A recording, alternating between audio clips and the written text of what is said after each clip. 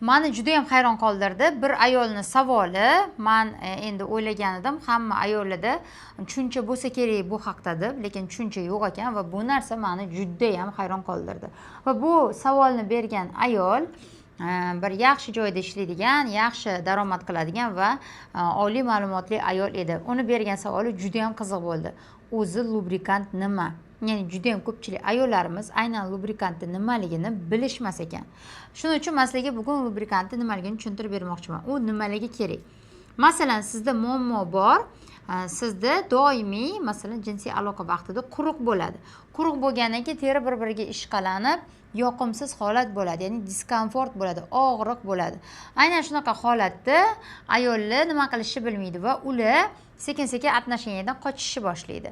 Qarang, отношениyadan qochishni boshlaganingizdan keyin erkak qoniqmaslik jarayonida bo'ladi. Qoniqmaslik jarayonida bo'lgan erkak o'ziga, o'zining nafsini qoniqtirish uchun boshqa obyekt qidirishni boshlaydi. Ko'ryapsizmi? Bitta oddiygina arzimagan pul bilan yechiladigan muammo katta muammolarni olib kelyapti. Ya'ni xuddi butun bir traktor yoki butun bir zavod bitta bolt ishlamasa, ishlamay qolganidek, ishdan to'xtagandek gap.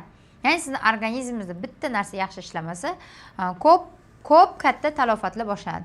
Ya'ni aynan o'sha aloqa vaqtida diskomfort bo'lmasligi uchun, namli bo'lishi uchun, quruq bo'lib qolmasligi uchun, erkakni sizda qoniqmaslik jarayoni bo'lmasdan undan keyin boshqa obyekt qidirib xiyonatlarga uchramasligi uchun sizga lubrikant kerak. Ya'ni bu faqatgina bitta kerak bo'ladigan holat.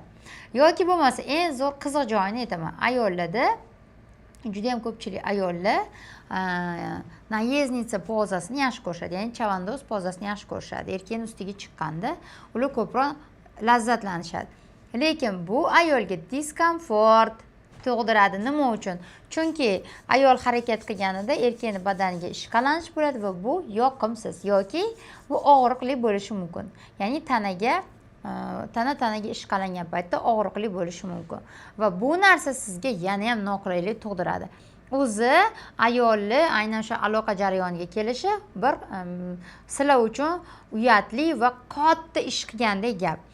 Undan keyin yana bu diskomfortdan keyin siz o'zingizni umuman erkak bilan naslajasiya qilishingizni, lazzatlanishingizni xohlamay qolasiz. Hech narsa kerak bo'lmay qoladi. Aynan shunaqa jarayon bo'lmasligi uchun bizga lubrikant kerak bo'ladi. O'sha siz chavandoz pozasini tanlayotgan paytingizda bemalol, masalan, shunaqa oyoqlaringizni orasiga ham surtishingiz mumkin va bu sizni harakatlanishingizni qulaylashtirib beradi, komfort qilib beradi.